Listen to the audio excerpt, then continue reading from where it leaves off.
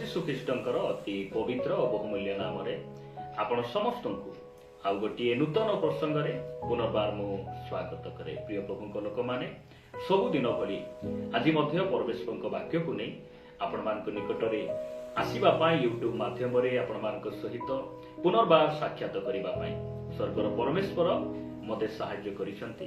ସେଥିପାଇଁ ପ୍ରଭୁଙ୍କୁ ମୁଁ ହୃଦୟ ସହିତ ଧନ୍ୟବାଦ ଦିଏ। ଆଜି ମଧ୍ୟ ପ୍ରଭୁଙ୍କ ବାକ୍ୟରୁ ଆଉ ଗୋଟିଏ ଛୋଟ ପ୍ରସଙ୍ଗ ଆପଣମାନଙ୍କ ନିକଟରେ ଅଳ୍ପ ସମୟ ମୁଁ ରଖିବା ପାଇଁ ଚାହେଁ। ଆଜି ଯେଉଁ ପ୍ରସଙ୍ଗଟି ଆପଣମାନଙ୍କ ନିକଟରେ ମୁଁ ରଖିବା ପାଇଁ ଚାହେଁ, ସେହି ପ୍ରସଙ୍ଗଟି ଏହିପରି ଅଟେ। ସର୍ବଦା ଆନନ୍ଦିତ ରହିବା ପାଇଁ କ'ଣ କରିବା ଉଚିତ? ଆଜିର ପ୍ରସଙ୍ଗ ହେଲା, ଆମ୍ଭେମାନେ ସର୍ବଦା ଆନନ୍ଦରେ ଖୁସିରେ ରହିବା ପାଇଁ କ'ଣ କରିବା ଆବଶ୍ୟକ ରହିଛି। ଏହି ପ୍ରସଙ୍ଗରେ ବାଇବଲ ଆମ୍ଭମାନଙ୍କୁ କ'ଣ କହେ? ମୁଁ ବାକ୍ୟରୁ 5ଟି ବିଷୟ ଆପଣମାନଙ୍କ ନିକଟ ରଖିବା ପାଇଁ ଚାହେଁ, ଯଦ୍ୱାରା ଆମେ ଜାଣିପାରିବା ପ୍ରିୟ ଭାଇ ଭଉଣୀମାନେ ଯେ କ'ଣ କରିବା ଦ୍ୱାରା ଆମେ ସବୁବେଳେ ଖୁସିରେ ଓ ଆନନ୍ଦରେ ଆମେ ରହିପାରିବା। ଆମ୍ଭମାନଙ୍କ ମଧ୍ୟରେ ଏହିପରି ଜଣେ ବି ଆମେ ନାହୁଁ ଯେ ଆନନ୍ଦକୁ ଘୃଣା କରୁ, ଖୁସିକୁ ଘୃଣା କରିବା ଲୋକ କେହି ମଧ୍ୟ ଆମେ ନାହୁଁ। ଆମେ ସବୁବେଳେ ଚେଷ୍ଟା କରୁ ଯେପରି ଆମେ ଆମର ପାରିବାରିକ ଜୀବନ, ମାଣ୍ଡଳିକ ଜୀବନ, ଆମର ସେବା କାର୍ଯ୍ୟ, ଆମର ଚାକିରୀ କ୍ଷେତ୍ର ପ୍ରତିଟି ବିଷୟରେ ଆମେ ଯେପରି ଖୁସିରେ ରହିବା, ଆନନ୍ଦରେ ରହିବା, ଏହା ଆମେ ଚେଷ୍ଟା କରୁ, ଏହା ଆମେ ଇଚ୍ଛା କରୁ, ଆଉ ପ୍ରଭୁଙ୍କ ନିକଟରେ ଆମେ ପ୍ରାର୍ଥନା କରୁ। ଯଦି ଆପଣମାନେ ବାକ୍ୟରେ ଦେଖିବେ, ଫିଲିପିଓ ପୁସ୍ତକ 4 ଅଧ୍ୟାୟ 4 ପଦରେ ସାଧୁ ପାଉଲ ସେ ବନ୍ଦୀ ଗୃହରେ ରହି ସେ ଫିଲିପିଓ ମଣ୍ଡଳୀର ବିଶ୍ୱାସୀ ମାନଙ୍କୁ ସେ ଉତ୍ସାହିତ କରୁଛନ୍ତି। ସେ କ'ଣ କହୁଛନ୍ତି? ଫିଲିପିଓ 4 ଅଧ୍ୟାୟ 4 ପଦରେ, ସର୍ବଦା ପ୍ରଭୁଙ୍କ ଠାରେ ଆନନ୍ଦ କର, ପୁନଶ୍ଚ କହୁଅଛି ଆନନ୍ଦ କର। ଏହି ବାକ୍ୟକୁ ଆପଣ ଧ୍ୟାନ ଦିଅନ୍ତୁ।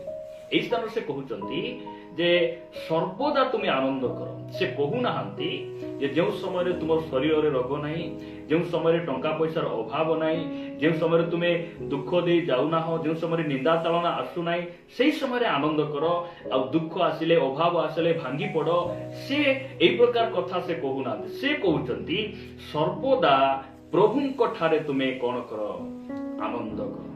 ସର୍ବଦା ବୋଲି କହିବାର ଅର୍ଥ ସବୁ ପରିସ୍ଥିତିରେ, ସବୁ ଅବସ୍ଥାରେ ତୁମେ ପ୍ରଭୁଙ୍କ ଠାରେ କ'ଣ କର? ଆନନ୍ଦ କର। ପ୍ରିୟ ପ୍ରଭୁଙ୍କ ଲୋକମାନେ, ମୁଁ ଆପଣମାନଙ୍କୁ କହିବା ପାଇଁ ଚାହେଁ, ଖ୍ରୀଷ୍ଟିଆନ ଜୀବନରେ ଏହା କେତେବେଳେ ସମ୍ଭବପର ହେବ? ବାସ୍ତବରେ ବାକ୍ୟ କହେ ସର୍ବଦା ଆନନ୍ଦ କର। ଏହା ସମ୍ଭବ କି ଯେ କେତେବେଳେ ଏହା ଆମ ଜୀବନରେ କାର୍ଯ୍ୟକାରୀ ହେବ, କେତେବେଳେ ସମ୍ଭବପର ହେବ?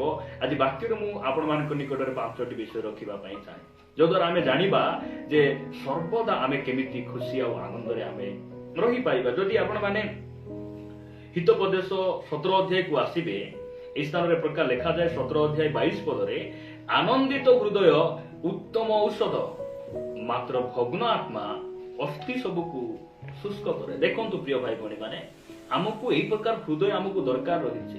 ଆଉ ଏହି ଆନନ୍ଦର ହୃଦୟରେ ଆମେ ପ୍ରତିଦିନ ଜଣେ ଖ୍ରୀଷ୍ଟିଆନ ଭାବରେ ପ୍ରତିଦିନ ଆମେ ଚାଳିତ ହେବାର ଆବଶ୍ୟକ ରହିଛି। ଏହା କେତେବେଳେ ଆମ ଜୀବନରେ ସଫଳ ହେବ, ଏହା କେତେବେଳେ ଗୋଟେ କାର୍ଯ୍ୟକାରୀ ହେବ, ସମ୍ଭବପର ହେବ, ଆମେ ବାକ୍ୟରୁ ଦେଖିବା। ପ୍ରଥମ ବିଷୟ ଆପଣମାନଙ୍କ ନିକଟରେ ମୁଁ ରଖିବା ପାଇଁ ଚାହେଁ ଯେ କ'ଣ କରିବା ଦ୍ୱାରା ଆମେ ସର୍ବଦା ଆନନ୍ଦରେ ଆମେ ରହିପାରିବା, ଖୁସିରେ ଆମେ ରହିପାରିବା। ଆପଣମାନେ ଯୋହନ ଲିଖିତ ସୁସମାଚାର 20 ଅଧ୍ୟାୟ 20 ପଦକୁ ଆସିବେ, ପ୍ରଭୁ ଯୀଶୁ ଖ୍ରୀଷ୍ଟ ସେ ନିଜେ କହନ୍ତି, କ'ଣ ବୋଲି କହନ୍ତି? ପୁଣି ଏହା କହି ସେ ସେମାନଙ୍କୁ ଆପଣା ହସ୍ତ ଓ କକ୍ଷ ଦେଶ ଦେଖାଇଲେ, ସେଥିରେ ଶିଷ୍ୟମାନେ ପ୍ରଭୁଙ୍କୁ ଦେଖି ଆନନ୍ଦିତ ହେଲେ। ଏହା ପ୍ରଭୁ ଯୀଶୁ ଖ୍ରୀଷ୍ଟଙ୍କର ପୁନରୁତ୍ଥାନ ପରେ, ତାଙ୍କର ପୁନରୁତ୍ଥାନ ପରେ ସେ ଆପଣ ଶିଷ୍ୟମାନଙ୍କୁ ସେ ଦର୍ଶନ ଦେଇ ସେମାନଙ୍କୁ ସେ କହୁଛନ୍ତି, ଆପଣ ହସ୍ତକୁ ଦେଖାଉଛନ୍ତି, ନିଜର କକ୍ଷ ଦେଶକୁ ସେ ଦେଖାଉଛନ୍ତି, ଦେଖ ଭୂତର ହସ୍ତ ଏ ପ୍ରକାର ନଥିବ, ମତେ ଯେଉଁ କଣ୍ଟାର ମେକରେ ମାରି ଦିଆଯାଇଥିଲା, ମୋର ହସ୍ତର ଦେଖ, ଆଉ ଏଇ ଚିହ୍ନକୁ ଦେଖ। ଏହି ପ୍ରକାର କଥା କହି ଯେତେବେଳେ ଶିଷ୍ୟମାନଙ୍କ ନିକଟରେ ପ୍ରକାଶିତ ହଉଛନ୍ତି, ସେହି ସମୟରେ ଶିଷ୍ୟମାନେ ପ୍ରଭୁଙ୍କୁ ଦେଖି ସେମାନେ ଆନନ୍ଦିତ ହଉଛନ୍ତି, ଖୁସି ହେଇଯାଉଛନ୍ତି। ମୁଁ କହିବା ପାଇଁ ଚାହେଁ, ସବୁ ପରିସ୍ଥିତିରେ ଆପଣ ପ୍ରଭୁଙ୍କୁ ଦେଖନ୍ତୁ, ଯୀଶୁଙ୍କୁ ଦେଖନ୍ତୁ। ସେଥିପାଇଁ ଆପଣ ସବୁବେଳେ ଆନନ୍ଦରେ ରହିପାରିବେ, ଖୁସିରେ ରହିପାରିବେ। କାରଣ ସେ ହେଉଛନ୍ତି ଆମର ଆନନ୍ଦର କେନ୍ଦ୍ର ଅଟନ୍ତି। ସେ ହେଉଛନ୍ତି ଆମର ସବୁ ପରିସ୍ଥିତିର ଆଦର୍ଶ ପ୍ରଭୁ ଯୀଶୁ ଖ୍ରୀଷ୍ଟ ଅଟନ୍ତି। ଶିଷ୍ୟମାନେ ଯୀଶୁଙ୍କୁ ଦେଖି ଆନନ୍ଦ ହେଇଗଲେ, ଖୁସି ହେଇଗଲେ। ଆଜି ଦିନ ମାନଙ୍କରେ ଖ୍ରୀଷ୍ଟିଆନ ସମାଜରେ ଦେଖିବେ ସେମାନେ ଆନନ୍ଦ କରିବା ପାଇଁ ମଣ୍ଡଳୀକୁ ଛାଡି କୁଆଡେ କୁଆଡେ ସେମାନେ ପଳାଉଛନ୍ତି। କେହି ତ ସିନେମା ଦେଖିବା ପାଇଁ ଯାଉଛି, କିଏ ମଦ ପିଇବା ପାଇଁ ଯାଉଛି, ବିଭିନ୍ନ ପ୍ରକାର କାର୍ଯ୍ୟରେ ଅନେକ ଭାଇ ଭଉଣୀ ମାନେ ସେମାନେ ଲିପ୍ତ ଅଛନ୍ତି। ଆଉ ସେମାନେ ଭାବୁଛନ୍ତି ଏହା ହିଁ ପ୍ରକୃତ ଆନନ୍ଦ, ଏହା ହିଁ ଖୁସି। ସେମାନେ ଭାବୁଛନ୍ତି ନାଇଁ ମୋର ପ୍ରିୟ ଭାଇ ଭଉଣୀ ମାନେ, ମୁଁ କହିବା ପାଇଁ ଚାହେଁ ଆପଣ ସବୁବେଳେ ଯଦି ଖୁସିରେ ରହିବା ପାଇଁ ଚାହୁଁଛନ୍ତି, ସର୍ବଦା ଆନନ୍ଦ କରିବା ପାଇଁ ଚାହୁଁଛନ୍ତି, ଆପଣ ଯୀଶୁଙ୍କୁ ଦେଖନ୍ତୁ, ଆପଣ ପ୍ରଭୁଙ୍କୁ ଦେଖନ୍ତୁ। ମଣ୍ଡଳୀର ପ୍ରଥମ ସାକ୍ଷ୍ୟ ମୋର ଯେ କି ସ୍ତିଫାନ, ତାଙ୍କୁ ଯେତେବେଳେ ଗିରଫ କରାଗଲା, ବିଚାର ସଭାକୁ ନିଆଗଲା, ତାଙ୍କୁ ପତର ଫୋପାଡ଼ି ମାରିବା ପାଇଁ ନିଆଗଲା, ସେହି ସମୟରେ ସେ ଯେଉଁ ସମୟରେ ବିଚାର ସଭାରେ ବସିଥିଲେ, ଲୋକମାନେ ସ୍ତିଫାନଙ୍କର ମୁଖକୁ ସେମାନେ ଦେଖୁଛନ୍ତି ଯେ ତାଙ୍କର ମୁଖର ତେଜ କମୁନାହିଁ, ତାଙ୍କର ମୁଖର କୌଣସି ପ୍ରକାର ଭାବରେ ସେ ନିରୁତ୍ସାହିତ ପରି ଦେଖାଯାଉନାହାନ୍ତି। ଲୋକମାନେ ଯେତେବେଳେ ସ୍ତିଫାନଙ୍କର ମୁଖକୁ ଦେଖିଲେ, ସେହି ସମୟରେ ସ୍ୱର୍ଗର ଦୂତଙ୍କ ମୁଖ ପରି ସେମାନେ ଦେଖିଲେ ବୋଲି ବାକ୍ୟ କହେ। ଆପଣମାନଙ୍କ ନିକଟରେ ମୁଁ ସେଇ ବାକ୍ୟଟି ପଢି ଶୁଣାଇବା ପାଇଁ ଚାହେଁ। ଆପଣମାନେ ପ୍ରେରିତ ପୁସ୍ତକ, ଆପଣମାନେ ସେଇ 6 ଅଧ୍ୟାୟକୁ ଆସନ୍ତୁ। ପ୍ରେରିତ ପୁସ୍ତକ 6 ଅଧ୍ୟାୟ 15 ପଦରେ ଏ ପ୍ରକାର ଲେଖାଯାଏ, ସେତେବେଳେ ମହାସଭାରେ ବସିଥିବା ସମସ୍ତେ ତାଙ୍କ ପ୍ରତି ଏକ ଦୃଷ୍ଟିରେ ଚାହିଁ ତାଙ୍କ ମୁଖ ଦୂତଙ୍କ ମୁଖ ସଦୃଶ ଦେଖିଲେ। କାହାର ମୁଖ? ସ୍ତିଫାନଙ୍କର ମୁଖ। ସ୍ତିଫାନ କୋଉଠି ଅଛନ୍ତି? ସେ ନିଜ ଘରେ ନାହାନ୍ତି, ସେ ଏସି ରୁମରେ ନାହାନ୍ତି, ଚର୍ଚ୍ଚରେ ନାହାନ୍ତି, ସେ ଶତ୍ରୁମାନଙ୍କ ହସ୍ତରେ, ତାଙ୍କର ବିରୋଧୀ ଲୋକମାନଙ୍କ ହସ୍ତରେ ସେ ଅଛନ୍ତି, ବିଚାର ସଭାରେ ଅଛନ୍ତି। ଆଉ ସେଇ ସମୟରେ ତାଙ୍କର ମୁଖ ତେଜରେ ପରିପୂର୍ଣ୍ଣ ହେଇଯାଇଛି। ସେ ଖୁସିରେ ଅଛନ୍ତି, ଆନନ୍ଦରେ ଅଛନ୍ତି।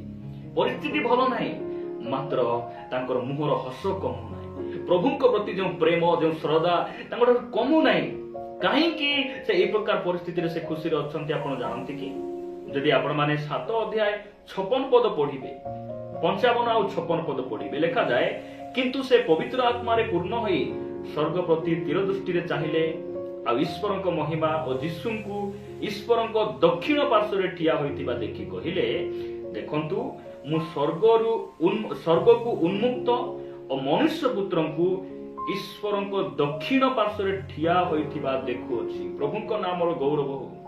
ସ୍ତିଫାନଙ୍କର ପାଦ ପୃଥିବୀରେ ଲାଗିଥିଲା, ମାତ୍ର ତାହାଙ୍କର ମନ ଆଉ ତାହାଙ୍କର ସେ ଆତ୍ମିକ ଚକ୍ଷୁ ସ୍ୱର୍ଗରେ ବିରାଜମାନ ସେ ପ୍ରଭୁ ଯୀଶୁ ଖ୍ରୀଷ୍ଟଙ୍କୁ ସେ ଦେଖୁଥିଲେ। ସେଥିପାଇଁ ସେ ଆନନ୍ଦ କରୁଥିଲେ, ସେଇ ନିନ୍ଦା ତାଳନା ମଧ୍ୟରେ ସେ ଆନନ୍ଦ କରୁଥିଲେ। ଆପଣ ଅଭାବରେ ଅଛନ୍ତି, ଯୀଶୁଙ୍କୁ ଦେଖନ୍ତୁ। ଆପଣଙ୍କୁ କିଏ ଘୃଣା କରୁଛନ୍ତି, ନିନ୍ଦା ତାଳନା କରୁଛନ୍ତି, ଆପଣ ଯୀଶୁଙ୍କୁ ଦେଖନ୍ତୁ। କାରଣ ସେ ଆମକୁ ଗୋଟେ ଦୁଃଖ ଭୋଗର ଆଦର୍ଶ ଦେଖାଇ ସେ ଯାଇଛନ୍ତି। ସେ ନିନ୍ଦା ପାଇବା ସମୟରେ ଫେରି ନିନ୍ଦା କଲେ ନାହିଁ, ତାଙ୍କ ମୁଖରେ ଛଳ କଥା ନଥିଲା, ସମସ୍ତ ଦୁଃଖକୁ ସେ ସହ୍ୟ କଲେ। ସେହି ପ୍ରଭୁ ଆମର ଆଦର୍ଶ ଅଟନ୍ତି। ଆମେ ତାହାଙ୍କୁ ଦେଖିବା। ଯେଉଁ ଶିଷ୍ୟମାନେ ଯୀଶୁଙ୍କୁ ଦେଖି ଆନନ୍ଦିତ ହେଲେ, ଆମେ ସେହି ଯୀଶୁଙ୍କୁ ଦେଖିବା। ତାହେଲେ ଆମେ ସବୁ ପରିସ୍ଥିତିରେ ଆମେ କଣ କରିପାରିବା? ଆନନ୍ଦ କରିପାରିବା। ଦ୍ୱିତୀୟ ବିଷୟ ଆପଣମାନଙ୍କ ନିକଟରେ ମୁଁ ରଖିବା ପାଇଁ ଚାହୁଁଛି। ଦ୍ୱିତୀୟ ବିଷୟ ଆପଣମାନେ ମୋ ସହିତ ବାହାର କରିବେ, ଲୁକ ଲିଖିତ ସୁସମାଚାର। ଲୁକ ଲିଖିତ ସୁସମାଚାର ତାର 14 ଅଧ୍ୟାୟ 8 ପଦରୁ ମୁଁ 10 ପଦ ପର୍ଯ୍ୟନ୍ତ ପଢିବା ପାଇଁ ଚାହେଁ। ଲେଖାଯାଏ, ଯେତେବେଳେ ତୁମ୍ଭେ କୌଣସି ଲୋକ ଦ୍ୱାରା ବିବାହ ଭୋଜକୁ ନିମନ୍ତ୍ରିତ ହୁଅ, ସେତେବେଳେ ପ୍ରଧାନ ଆସନରେ ବସ ନାହିଁ, କାଳେ ତୁମ୍ଭଠାରୁ ଅଧିକ ମାନ୍ୟଗଣ ବ୍ୟକ୍ତି ତାଙ୍କ ଦ୍ୱାରା ନିମନ୍ତ୍ରିତ ହୋଇଥିବେ। ଆଉ ଯେ ତୁମ୍ଭକୁ ଓ ତାଙ୍କୁ ନିମନ୍ତ୍ରଣ କଲେ, ସେ ଆସି ତୁମକୁ କହିବେ, ଏହାଙ୍କୁ ସ୍ଥାନ ଦିଅ। ଆଉ ସେତେବେଳେ ତୁମେ ଲଜ୍ଜାରେ ନିମ୍ନତମ ସ୍ଥାନ ଗ୍ରହଣ କରିବାକୁ ଯିବ। ଦେଖନ୍ତୁ, ଏହି ସ୍ଥାନରେ ଆମେ ଗୋଟେ ବିଷୟ ଦେଖୁ ଯେ ପ୍ରଭୁ ଯୀଶୁ ଖ୍ରୀଷ୍ଟ ଆମମାନଙ୍କୁ କହନ୍ତି, ଆମେ ଯଦି ଖୁସିରେ ଆନନ୍ଦରେ ସବୁବେଳେ ରହିବା ପାଇଁ ଯଦି ଆମେ ଇଚ୍ଛା କରୁ, ତାହେଲେ ଆମେ କାହାର ଗୌରବକୁ ଆମେ ପାଇବା ପାଇଁ ମନ ମଧ୍ୟରେ ଆଶା ରଖିବା ଉଚିତ ନୁହେଁ। ଗୌରବକୁ ଅନ୍ୱେଷଣ କରିବା ବ୍ୟକ୍ତି ଆମେ ନ ହେବାର ଆବଶ୍ୟକ ରହିଛି। ଅନେକ ସମୟରେ ଶାସ୍ତ୍ରୀ ଫାରୁସୀ ମାନେ ସେମାନେ କଣ କରୁଥିଲେ? ହାଟ ବଜାରରେ, ସମାଜ ଆଗରେ ସେମାନେ ନମସ୍କାର ପାଇବା ପାଇଁ, ସମ୍ମାନ ପାଇବା ପାଇଁ ସେମାନେ ଭଲ ପାଉଥିଲେ, ପସନ୍ଦ କରୁଥିଲେ।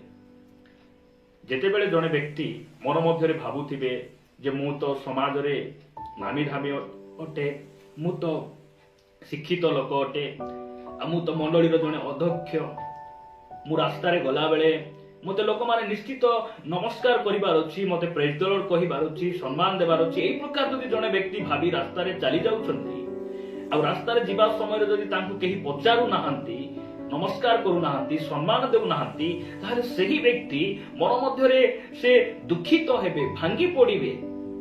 ପ୍ରଭୁ ଯୀଶୁ ଖ୍ରୀଷ୍ଟ ଆମମାନଙ୍କୁ ତାଙ୍କର ପାର୍ବତ୍ୟ ଉପଦେଶରେ କହିଲେ ଯେ ଆତ୍ମାରେ ଦିନହୀନ ଲୋକେ ଧନ୍ୟ, କାରଣ ସ୍ୱର୍ଗ ରାଜ୍ୟ ସେମାନଙ୍କର। ଆମେ ସେତେବେଳେ ଆମେ ଖୁସିରେ ରହିବା, ଆନନ୍ଦ ରହିବା ଯେତେବେଳେ ଗୌରବ ପାଇବାର ମନ, ପ୍ରଶଂସା ପାଇବାର ମନ, ଲୋକଙ୍କ ଠାରୁ ଆଦର ପାଇବାର ମନ ଆମଠାରୁ ଆମେ ବାହାର କରିଦେବା ଆବଶ୍ୟକ ରହିଛି। ତାହେଲେ ଆମେ କେହି ସମ୍ମାନ ଦେଲେ ବି ଖୁସି ରହିବା, କେହି ସମ୍ମାନ ଆମକୁ ନ ଦେଲେ ମଧ୍ୟ ଆମେ ଆନନ୍ଦରେ ଆମେ ରହିପାରିବା। ପ୍ରିୟ ଭାଇ ଭଉଣୀ ମାନେ, ପରମେଶ୍ୱର ଆମମାନଙ୍କୁ ଅନୁଗ୍ରହ କରନ୍ତୁ। ତୃତୀୟ ବିଷୟ ଆପଣମାନଙ୍କ ନିକଟରେ ମୁଁ ରଖିବା ପାଇଁ ଚାହେଁ। ମୋ ସହିତ ଆପଣମାନେ ତୃତୀୟ ବିଷୟକୁ ଆସିବେ। ଯୋହନ ଲିଖିତ ସୁସମାଚାର 1 ଅଧ୍ୟାୟ 11 ପଦ। ଯୋହନ ଲିଖିତ ସୁସମାଚାର 1 ଅଧ୍ୟାୟ 11 ପଦ ଲେଖାଯାଏ, ସେ ଆପଣା ରାଜ୍ୟକୁ ଆସିଲେ ତଥାପି ତାହାଙ୍କର ନିଜ ଲୋକମାନେ ତାହାଙ୍କୁ ଗ୍ରହଣ କଲେ ନାହିଁ। ଏହି ବାକ୍ୟ ଦ୍ୱାରା ମୁଁ ଆପଣମାନଙ୍କୁ କହିବା ପାଇଁ ଚାହେଁ ଯେ ଆପଣ ଏହା ଜାଣିଥାନ୍ତୁ, ଆପଣଙ୍କୁ ମତେ ସମସ୍ତେ ଗ୍ରହଣ କରିବେ ନାହିଁ। ଏହା ଆମେ ଜାଣିବା ଆବଶ୍ୟକ ରହିଛି। ଯେଉଁ ସମୟରେ ଆପଣ ଅନ୍ୟ ଗାଁକୁ ଯାଉଛନ୍ତି, କୌଣସି ଭାଇ ଭଉଣୀ କୌଣସି ସଭା ସମିତିକୁ ଯାଉଛନ୍ତି, ହେଇପାରେ ଆପଣ ବାକ୍ୟ ପ୍ରଚାର କରିବା ପାଇଁ ଯାଇଛନ୍ତି, ଯଦି ଆପଣଙ୍କୁ କେହି ଚା ବନେଇ ଦେଲେ ନାହିଁ, କେହି କଥା ହେଲେ ନାହିଁ, କେ ଆପଣଙ୍କୁ ଚେୟାରରେ ବସ ବୋଲି କହିଲେ ନାହିଁ, ଆପଣଙ୍କୁ କେହି ଦାନ ଦେଲେ ନାହିଁ, ଆପଣଙ୍କୁ କିଛି ମନ ଦୁଃଖ କରିବାର ଆବଶ୍ୟକ ନାହିଁ। ଏହା ଆମେ ପୂର୍ବରୁ ଜାଣିଥିବା ଆବଶ୍ୟକ ରହିଛି ଯେ ଜଗତରେ ଆମକୁ ଗ୍ରହଣ କଲା ପରି, ଆମକୁ ପସନ୍ଦ କଲା ପରି ଜାଗା ଏହା ନୁହେଁ। ଏହା ଆମେ ଜାଣିବା ଯେ ଆମକୁ ସମସ୍ତେ ପସନ୍ଦ କରିବେ ନାହିଁ। ପ୍ରଭୁ ଯୀଶୁ ଖ୍ରୀଷ୍ଟ ସେ ନିଜ ରାଜ୍ୟକୁ ଆସିଲେ, ଆପଣା ଲୋକମାନଙ୍କ ନିକଟରେ ଆସିଲେ, ଆଉ ତାଙ୍କୁ ଲୋକମାନେ କଣ କଲେ? ଅଗ୍ରାହ୍ୟ କଲେ, ତାଙ୍କୁ ପସନ୍ଦ କଲେ ନାହିଁ। ମାତ୍ର ପ୍ରଭୁ ଯୀଶୁ ଖ୍ରୀଷ୍ଟ କେବେ ମଧ୍ୟ ସେ ଦୁଃଖ କରିନଥିଲେ, କେବେ ମଧ୍ୟ ସେ ଦୁଃଖ କରିନଥିଲେ। ତାହାଙ୍କ ନାମର ଗୌରବ ହଉ, ସେ ଆମର ଆଦର୍ଶ ଅଟନ୍ତି। ଭାବବାଦୀ ନିଜର ପୈତୃକ ନଗରରେ ସେ କଣ ହୁଅନ୍ତି ନାହିଁ, ସମାଧାନ ପାଆନ୍ତି ନାହିଁ। ପ୍ରଭୁ ଯୀଶୁ ଖ୍ରୀଷ୍ଟ ନିଜେ କହିଲେ, ଆପଣ ହେଇପାରେ ଗାଁ ଗହଳିରେ ସେବା କରୁଛନ୍ତି, ନିଜ ମଣ୍ଡଳୀରେ ନିଜ ଗାଁରେ ଆପଣ ଫିଲ୍ଡ ଉପରେ ଅଛନ୍ତି, ହେଇପାରେ ଆପଣଙ୍କୁ କେହି ମଧ୍ୟ ଆପଣଙ୍କୁ ସମ୍ମାନ ଦେଇ ନ ପାରନ୍ତି, ଆପଣଙ୍କୁ ସମସ୍ତେ ପସନ୍ଦ କରି ନ ପାରନ୍ତି। ମାତ୍ର ଏହା ଆମେ ଜାଣିବା ଯେ ଆମକୁ କେହି ପସନ୍ଦ ନ କଲେ ମଧ୍ୟ ସ୍ୱର୍ଗର ପରମେଶ୍ୱର ଆମକୁ ପସନ୍ଦ କରିଛନ୍ତି, ସେ ଆମକୁ ବାଛିଛନ୍ତି। ତାହାଙ୍କ ନାମର ଗୌରବ ହଉ। ସେଥିପାଇଁ ସମସ୍ତେ ଆମକୁ ଯେ ପସନ୍ଦ କରିବେ, ଏହା ଯଦି ଆମ ମନ ମଧ୍ୟରେ ରଖିବା, ତାହେଲେ ନିଶ୍ଚିତ ଭାବରେ ଆମେ ଦୁଃଖ ଦେଇ ଯିବାକୁ ପଡିବ, ଆମକୁ ଅପମାନ ଦେଇ ଯିବାକୁ ପଡିବ। ମନ ମଧ୍ୟରେ ଗୋଟେ ସେଇ ପିଢା, କେଉଁ ପିଢା? ମତେ ଲୋକ ପସନ୍ଦ କଲେ ହେଇଥାନ୍ତା ବୋଲି ସେ ଯେଉଁ ପିଢା ଦେଇକି ଆମେ ପ୍ରତିଦିନ ଆମେ ଚାଲିବା ପାଇଁ ପଡିବ। ପ୍ରିୟ ଭାଇ ଭଉଣୀ ମାନେ, ଆପଣମାନଙ୍କ ନିକଟରେ ମୁଁ ତୃତୀୟ ବିଷୟ ରଖିବା ପାଇଁ ଚାହେଁ। ତୃତୀୟ ବିଷୟ ଚତୁର୍ଥ ବିଷୟ ଆପଣମାନେ ମୋ ସହିତ ଦେଖିବେ। ଚତୁର୍ଥ ବିଷୟ ଉପଦେଶକ 7 ଅଧ୍ୟାୟକୁ ଆସନ୍ତୁ। ଉପଦେଶକ 7 ଅଧ୍ୟାୟ ତାର 14 ପଦ ଲେଖାଯାଏ, ସୁଖ ସମୟରେ ଆନନ୍ଦିତ ହୁଅ ଓ ଦୁଃଖ ସମୟରେ ବିବେଚନା କର। ମନୁଷ୍ୟକୁ ଭବିଷ୍ୟତରେ ଯାହା ଘଟିବ ତାହା ଯେପରି ସେ ଜାଣି ନ ପାରେ, ଏଥିପାଇଁ ପରମେଶ୍ୱର ସୁଖ ଓ ଦୁଃଖକୁ ପାଖେ ପାଖେ ରଖିଅଛନ୍ତି। ଆମେ ଏହା ଜାଣିବା ଯେ ପରିସ୍ଥିତି ସବୁବେଳେ ସମାନ ନଥାଏ। ଏହାକୁ ଆମେ ଜାଣିବା ଆବଶ୍ୟକ ରହିଛି ଯେ ସୁଖ ସମୟରେ ଆନନ୍ଦିତ ହୁଅ, ଆଉ ଦୁଃଖ ସମୟରେ ତୁମେ ବିବେଚନା କର। ଅନେକ ସମୟରେ ଆମେ ଯେତେବେଳେ ସୁଖରେ ଥାଉ, କିଛି ଅଭାବ ନଥାଏ, ଶରୀରରେ ରୋଗ ନଥାଏ, ସବୁ କିଛି ଠିକ ଠାକ ଥାଏ, ସେହି ସମୟରେ ଆମେ ଆନନ୍ଦରେ ରହୁ, ଖୁସିରେ ରହୁ। କିନ୍ତୁ ଦୁଃଖ ଆସିଲେ, ଅଭାବ ଆସିଲେ, ନୈରାଶ୍ୟ, ବିଭିନ୍ନ ଚିନ୍ତାରେ ଆମେ ଯେତେବେଳେ ପଢୁ, ସେହି ସମୟରେ ଆମକୁ ପରମେଶ୍ୱର ଦେଖାଯାଆନ୍ତି ନାହିଁ, ସମସ୍ୟା ଆମକୁ ଦେଖାଯାଏ। ପ୍ରିୟ ପ୍ରଭୁଙ୍କ ଲୋକମାନେ, ମୁଁ କହିବା ପାଇଁ ଚାହେଁ, ଆମର ସମସ୍ୟା ବଡ ନାହିଁ, ସମସ୍ୟା ଠାରୁ ଆମର ପରମେଶ୍ୱର ବଡ ଅଟନ୍ତି। ସମୁଦ୍ରର ଝଡ ବଡ ନାହିଁ, ସମୁଦ୍ର ମଧ୍ୟ ବଡ ନାହିଁ। ସମୁଦ୍ରର ଝଡ ଆଉ ସେଇ ତୋଫାନ, ସମୁଦ୍ର ଠାରୁ ମଧ୍ୟ ଯୀଶୁ ଖ୍ରୀଷ୍ଟ ବଡ ଅଟନ୍ତି। ଦୁଃଖ ସମୟରେ ବାଇବଲ କହେ ଆମେ ବିବେଚନା କରିବା, ଏହି ଦୁଃଖ ପ୍ରଭୁ ତୁମେ କାହିଁକି ଦେଲ? आमे तांकु धन्यवाद देबा। आपण पाउलंकु पचारिबे तुमर रोग काईकि छाडिला नाही, से कहिले मोर भल पई छाडिला नाही, से कहिबे। आयुबंकु पचारले से कहिबे जे मते प्रभु दुख काईकि देले, कारण मु जे केते प्रभुंकु प्रेम करे, परमेश्वर मते केते प्रेम करंती, से मते केते आदर करंती, सेति पई से मते से दुख आ सेई नैराश्य सेई समस्या दे से मते नेले।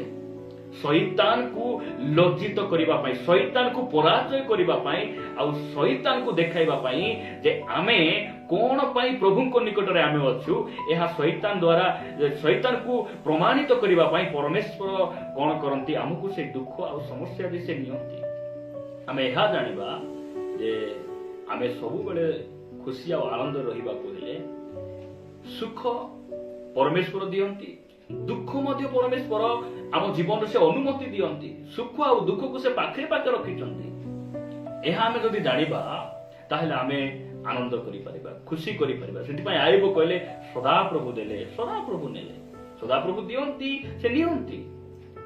एहा आमे जानि रखिबा आवश्यक रहिछि प्रिय भाई भणी माने। एहा जदि आमे जानिबा ताहेले आमे कोन हेबा नै, दुख देई नैराश्य देई आमे चिंता देई आमे जीवा नै, आमे आनंद रे आमे रही परिबा। मु पंचम विषय आउ शेष विषय कही समाप्त करिबा पई चाहे।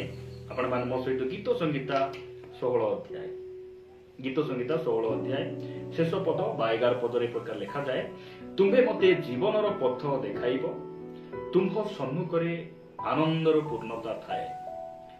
एहा दाऊदंकर गीत।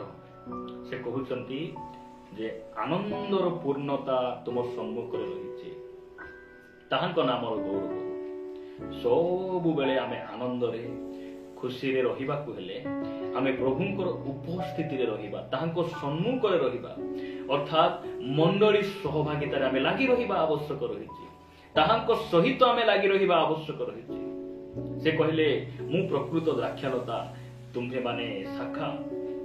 तुम्हें जदि मोठारे लागि न रहिबो तुमे फल फली पारिबो नै। केउ फल? आत्मांकर फल, प्रेम, आनंद, दीर्घ सहिष्णुता, जहां आमे गलातीय पुस्तक रे पढु। प्रिय भाई भणी माने हमकु आनंद रे सबु बेले रहिबा को हेले प्रभुंकर उपस्थिति रे हमकु रहिबा को पड़िबो। लेखा जाए तुम्हर सम्मुख रे केवल आनंद नुहे, आनंदर पूर्णता रहिछि। जगत रे आनंद रहिछि। आपण सिनेमा देखिबे 3 घंटा आपनको हेइ पारे भलो लागि पारे, सिनेमा सरी गला परे आनंद मध्य सरी जाए। मद पीले हेइ पारे आपण जे समय निशा रे रहिबे, आपण मतुआळ हेकि रहिबे, सेहि समय आपण खुशी लागि पारे, किंतु आपनको निशा उतरी गला परे आपनको आनंद मध्य पळेइबो।